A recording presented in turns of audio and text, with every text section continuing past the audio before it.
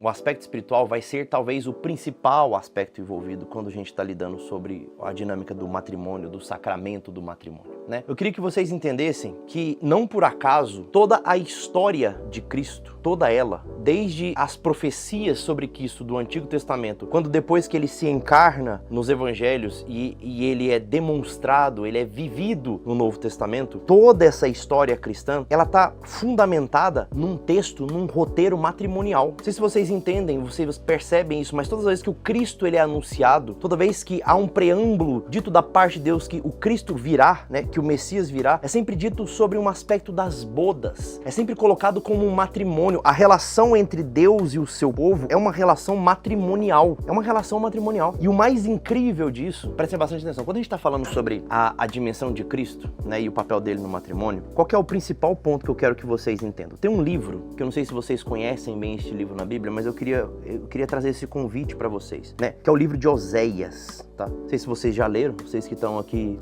vendo a live, vocês estão aqui participando, mas vocês já ouviram falar do livro de Oséias? Já leram profundamente o que é o livro de Oséias? Deixa eu tentar explicar para vocês qual que é a história. Oséias é um profeta de Deus, né? E Deus dá uma missão estranha para Oséias, uma missão que vai na contramão da maior parte das coisas que tudo que já tinha sido escrito no Antigo Testamento até então. Deus dá ordem a Oséias para desposar uma mulher infiel. Deus fala assim, olha, é o seguinte, você vai casar com essa mulher. Você vai casar com essa mulher. E o que acontece, meus caros, é que aquela mulher que Oséias desposa trai Oséias. A história toda do livro de Oséias, ela culmina num ápice em que ele casa-se com uma mulher prostituta, uma mulher infiel, e essa mulher trai Oséias e o abandona, né? E o abandona. E é muito interessante porque a forma com que Deus manda Oséias trazer de volta aquela mulher, Gomer, né? Gomer é aquela mulher que está distante de Deus, é aquela mulher que não ouve a palavra de Deus, é aquela mulher que se distanciou do seu propósito. No fundo, ela sabia o que devia ser feito, mas ela fica cega, ela fica surda, ela fica distante. E a palavra de Deus para Oséias é que eu quero que você se sacrifique por esta mulher. Eu quero que você sacrifique sobretudo o seu ego, que você despose novamente essa mulher, que você lute por ela, que você se sacrifique por ela, por aquela mulher que for infiel. E isso aqui é muito interessante porque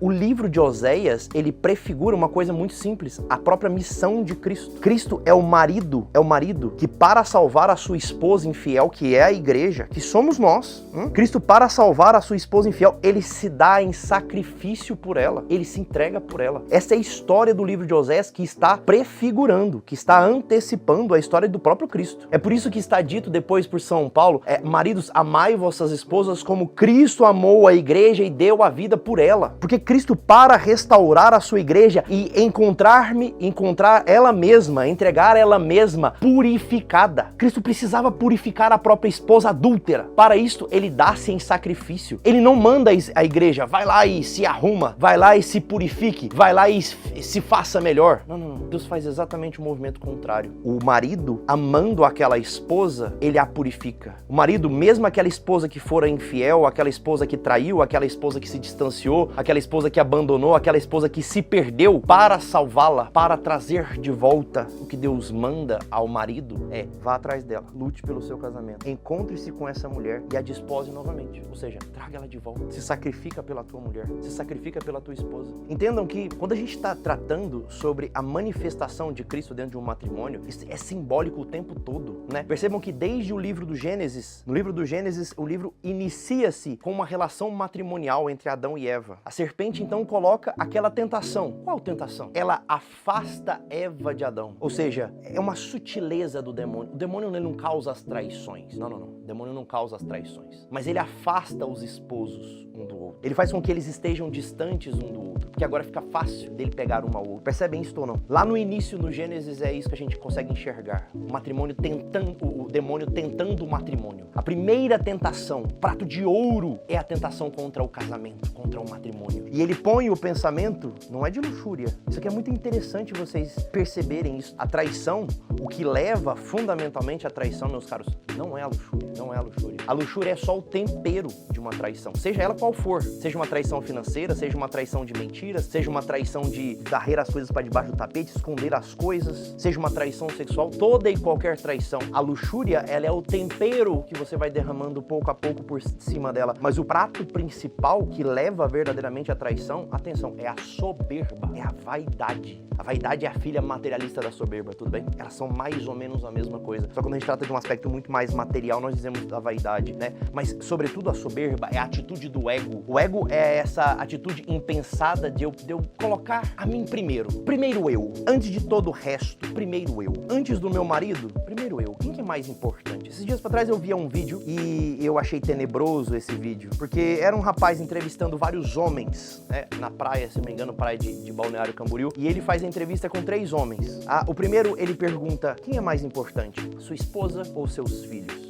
E o homem, muito sabiamente, ele diz, a minha esposa, porque a minha mãe, ela tem meu pai, ela tem a vida dela, eu preciso cuidar dela, mas a minha mãe vai seguir a vida dela. Os meus filhos, a minha mãe, eu sou filho, pronto. Ela me ama porque eu sou filho. Os meus filhos me amam porque eu sou pai, e eles também terão a vida deles, eles também seguirão a vida deles com as famílias deles. E eu? Bom, eu só sou amado por quem eu sou pela minha esposa, e é ela quem vai me acompanhar até o último de meus dias. Então a pessoa mais importante da minha vida, depois de Deus, obviamente, depois da pessoa do Cristo, é a minha esposa. É a pessoa mais importante da minha vida. Muito sabiamente esse homem disse isso. Mas logo em seguida o rapaz entrevista outro homem. E ele diz, qual que é a mais importante? A sua esposa, seus filhos ou a sua mãe? E a resposta do homem é, a pessoa mais importante sou eu mesmo. E ele diz isto com um certo orgulho. Ele diz isso com uma altivez. Como se eu estivesse muito certo do que eu estou dizendo. Afinal de contas, por que eu sou a pessoa mais importante para mim mesmo? Porque se eu não estiver bem, eu não posso fazer o bem ao outro. Mas isso é de uma burrice tremenda. Isso é de uma tremenda burrice. É de uma ignorância sem tamanho. Afinal de contas, esta ideia de que eu preciso me amar primeiro para que eu possa amar o outro é uma perda completa do entendimento do que é de fato o amor. O amor é o sacrifício pelo outro em prol do céu, em prol de Deus. É o desejo de permanência do outro. É desejar que o outro permaneça na eternidade, que o outro seja levado para junto de Deus e ali permaneça no céu, para que o outro seja salvo. Isso é amar alguém, porque o próprio amor é Cristo em pessoa, em persona. Está escrito assim no livro de São João, Deus caritas est, Deus é amor. Deus é o próprio amor. Então não faz o menor sentido você entender que o amor é um ato que você dá pra si mesmo. O amor é um ato de sacrifício e você não sacrifica a si mesmo por você mesmo. É um egocentrismo sem tamanho, é uma perda de entendimento. No fundo, isso é de uma ignorância profunda. Não faz a menor ideia do que ele tá dizendo. Essa aqui é a verdade. É porque eu preciso estar bem. O que você quer dizer com eu preciso estar bem? Larga de ser idiota. Você vai estar bem quando você estiver cumprindo com o seu dever, com o seu chamado. E o seu chamado, antes de mais nada, é a ser filho de Deus. Depois,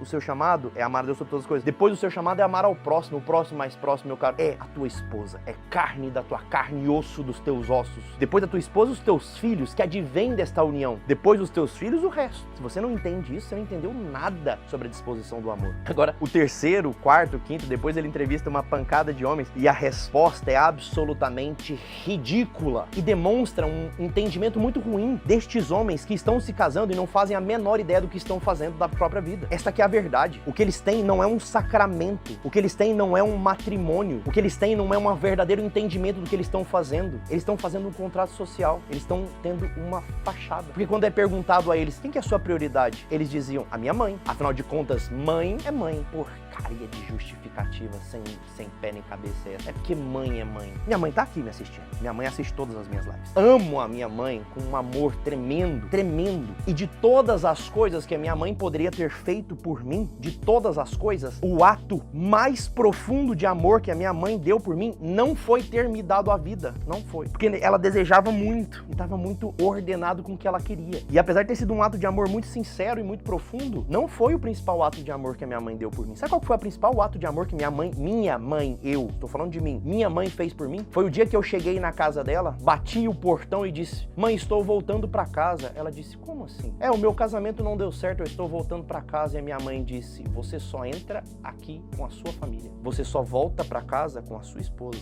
E minha mãe me despede de volta, me mandando voltar pra casa e pro colo da minha mulher. Porque a minha mãe me ama. E foi um ato de amor, de sacrificar-se a si mesma e mandar que eu voltasse pro meu lugar, que era ao lado da minha esposa.